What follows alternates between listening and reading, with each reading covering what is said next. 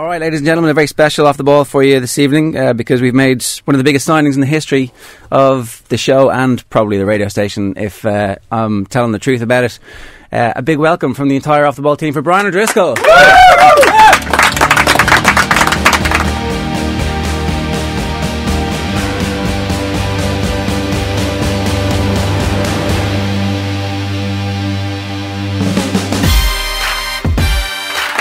Welcome aboard. Thank you very much. Good to be here. I think the best thing to do at the very start of this is to introduce you to everybody. Dave McIntyre, you know from the Mr. and Mrs. Quiz. Adrian Barry, I think you also know from history. Donald Mahoney, our token American in the corner, who's also the author of most of our quizzes. Cian Murtagh of Cian Murtagh's Newsround fame.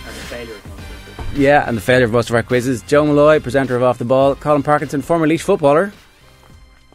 And generally full with the wisecracks. With wonky knees? With wonky knees. Former big signing. No cartilage. And Nathan Murphy, who was our big signing up until about today. And Mick, angry producer Mick, who is for once in his life not angry about anything. Life is pretty good for him. It's good to be back, part of a team again. Yeah, it didn't take very long. No. 2 days can do that to you. You were obviously missing the team environment. And when you have 15 years of it, you know, you start panicking after a couple of days of retirement of being on your own, and my family team wasn't quite enough, so I needed to find a new one. So this is it. Those cold sweats, not related at all to the celebrations of winning a trophy. Not in the slightest. Tell us a little bit about one of the things we are obviously obsessed with on this show is punditry and the whole kind of transition that players make from being able to talk about things that they've recently experienced. Your group, the professional group that you came through with, were the first ones who were full-time professionals as a group. That was always going to be your career once you started. And I'm always interested to know what you thought of the stuff that preceded you guys getting to a point where you could then do the punditry yourselves. It's a difficult one because I feel as an ex-player and, you know, knowing next year that I'm going to be talking about a lot of my old teammates, I think there is a certain responsibility, largely because you know them a bit better than, you know, the guy in the street or people that have done punditry but haven't actually played the game. You know, there's plenty of those out there too. But I feel there is an onus on me to best represent them. Yeah. Particularly the guys that I've been in, you know, the Leinster setup with and the Irish setup. But at the same time, you have to be honest about what you see. So it's a fine line about getting it right. But I think there's ways and means of getting your point across without kind of lambasting them from a personal point of view. What about the whole fact that rugby is such a complicated sport too, and it has really embraced the notion of getting new fans on board over the last couple of years. So there is still a job of work to be done explaining what's going on, and even to the people who know what's going on, why something happened. I think the game is transitioning so much, and each year it seems to bring on a new dimension, whether there's a focus on a particular aspect. You know, the scrum has been very topical recently, and I'm not going to ever go there. But, you know, there's lots of different things. You know, there's a new rule that's come in recently about you clearing through the ruck, and, you know, you can't drive the player beyond a metre from the ruck, otherwise you're seen to be interfering with play. And, you know, I saw it even in I watched a little bit of Ireland-France in the Under-20 Championship last night, and saw a try that was disallowed because of that. So people will be wondering what that is about, and I suppose I'm going to have to really hone my rules of the game as well, because you know, it does seem to be, you know, forever changing, and little modifications are made, and hopefully I'll be able to come in and add my tuppence worth. Yeah, we had the Leinster video analyst in studio on a panel a couple of weeks ago, and it struck me after listening to him that you guys are being actually coached as you go along now on how to be good at analysing TV footage, which is kind of a useful help when you are transitioning to a career in the media. Yeah, it is. I think, again, that, you know, the analysis of opposition has gone to a different level altogether in the last 3-4 years in particular. Now everything is done obviously in real time with GPS units. There's no hiding anymore. You know, you can see all your data collated, you know, on one page at the end of the game, and it goes into crazy detail of distance covered, high speed meters, level of impacts, all this sort of different material. So that, along with understanding players and what, you know, team's favourite plays are, but also I think a big aspect that has changed too is counter-analysis and making sure that you're not easily read yourselves, both from an individual and a team perspective of looking at... I've always looked at myself in the last few years, particularly with the Irish analysis guy, Merv Murphy, and said, Merv, will you look to make sure that I'm not becoming readable? I'm not carrying my left arm more than my right. I'm not stepping off one foot or the other. Or, are there things in my game that are weak where people are going to exploit? When you get those stats, are you...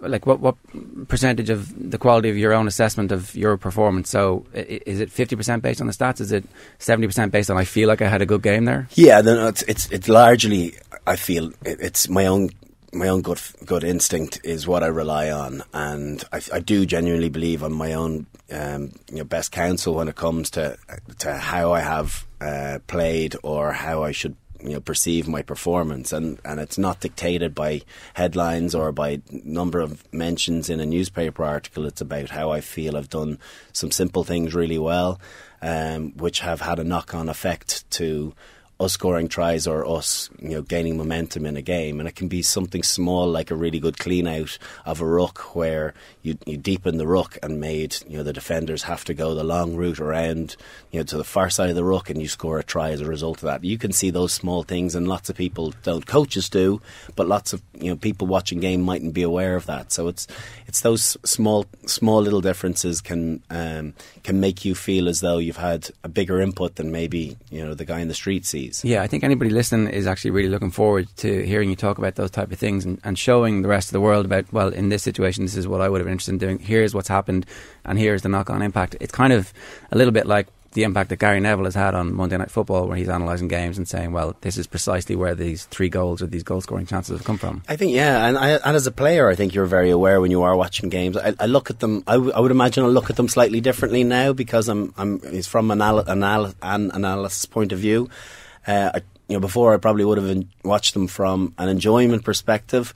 Hopefully I'll still have a bit of that, but even little things like the amount of trail lines that you see wingers, and there's 2 guys that kind of stick out in my mind. Was Dougie Howlett, and he'd run the same trail line 10 times, and 9 times he wouldn't get it, and no one would be aware that he did it, and the 10th time he gets it and he scores a try. I was like, oh, he was in the right place at the right time. No, he'd done that 9 times previously and he just didn't pick it up. And another one that's really great at that slightly pains me to say so, is Chris Ashton, because we have to deal with the aftermath of when he does actually get across the line. So he's both of them are would be guys that I'd always keep an eye on to see how much work off the ball they do. And I think that's what so many coaches, and I think that's what Joe Schmidt looks for, is guys doing work off the ball. If you're not involved in an action yourself, that you're getting ready for potentially the next one and trying to read the game a phase ahead. Yeah. I got to ask you about Saturday night. How much of a pain in the ass was it coming off after 8 minutes and 30 seconds? It wasn't ideal. It was...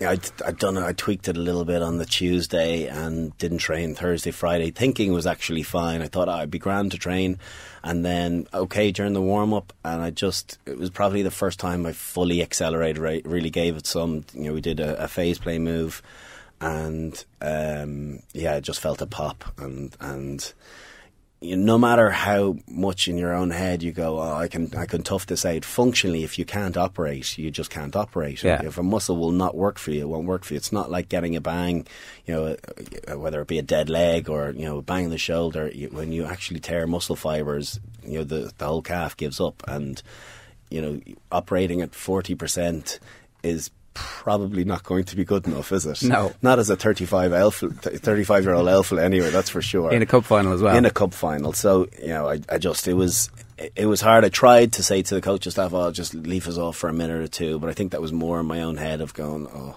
9 minutes is better than 7 minutes. You obviously had a ringside seat performance then for the performance, which ultimately was one of the best of the year for them. Yeah, I had to watch it inside on the telly. I couldn't stay out there. I was kind of, not that I was really emotional or anything. I was just a bit sick, and went in and just iced my leg. And the 5-second delay on the TV was torturous. So I'm hearing the roars. I'm thinking there's a few Glasgow supporters there, so I don't know, is that good or bad? And so you have a fair idea when a try was coming. and went and had a shower, and then just watched it until about 5 minutes from the end, and came out when I knew the game was won. I was like, oh, I've been here all along. I've been cheering the team along. I suppose I was a nervous spectator, really wanting to finish, with the medal, albeit I felt a little bit fraudulent only getting 7 minutes. Yeah, but at the same time, I don't think anybody's going to begrudge you that medal. Maybe that little break was actually the best thing for you in the end, that you could come back out and fully embrace the celebrations with Leo as well. Yeah, maybe. And when I look at the calf injury, and it was a calf injury that I'd been carrying for months, and in the end it just gave up. And I suppose I was really lucky that I got through some of the Six Nations games with it, and it decided on its final that enough was enough.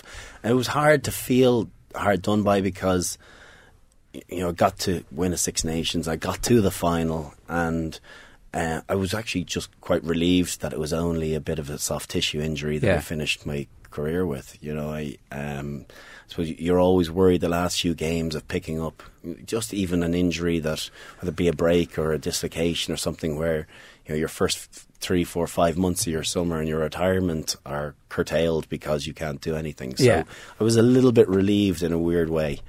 And then the celebrations, I got into the swing of things once once the trophy was lifted. I think everybody understands that from the voices. A little bit strained after the weekend of celebrations too. So it is. I'd like to say I've been singing all weekend, but I don't know where it's gone. I had to actually just stop talking on Sunday night because people couldn't understand me. So I just sat and listened and bopped my head to the music. What are you most looking forward to about retirement? I think having my own schedule. I think that was a little bit of a frustration the last few years when you have some other things going on with some of your own interests. I think it's very difficult to plan anything in advance, and when your schedule comes out on a monthly basis, that's fine when you have a month's notice, but then it wouldn't come out. They'd see through the month, and then it would come out 2 days from the end of the month, so you have 3 days notice. That was a really painful aspect to it, and I'm looking forward to guaranteeing that I can go skiing, later in the summer or later in the winter when I haven't, I've never skied before, being able to book things months in advance and say I can definitely be there. Yeah. And even things like a couple of weddings this summer. Jordan Murphy's getting married in July. I mightn't have been able to go to that. Pal of mine's getting married down in Spain in a few weeks' time. So those little things will be cool to be able to go to, because I've missed a fair few of them. Yeah, reports that Sean O'Brien played Junior B football, and of course Gavin Duffy's going to play for Mayo, possibly. No chance of a switch of careers, maybe? Absolutely not a chance. You will not see me. I think I will miss the exercise feeling and the endorphin release from exercising well. I think I'll really struggle to push myself very hard, but I can see myself playing a bit of five-a-side and maybe playing a bit of squash, and I don't think I'll be smashing the roads, doing 10Ks, maybe I got myself a bike, so maybe I'll get out on the road, but it'll all be a means to keep myself in reasonable shape, rather than because I'm an exercise junkie. Yeah, all right. I'm looking forward to hearing the stories about those five-a-side football and just how competitive you might still be. I have a feeling that you might be a little bit competitive five-a-side football. I'd say it'll come back. I think it's if you're born round, you don't die square. So you're it's innately part of you, and I wouldn't imagine just because I'm retired from the profession that I did for 15 years that's just going to vanish with retirement. I like to still win. I like to still win when I play golf or when I play squash, and you always know to pick your partners massively inferior to you to make sure you do win. On that note, Brian O'Driscoll, welcome to Team Off the Ball. Thank you.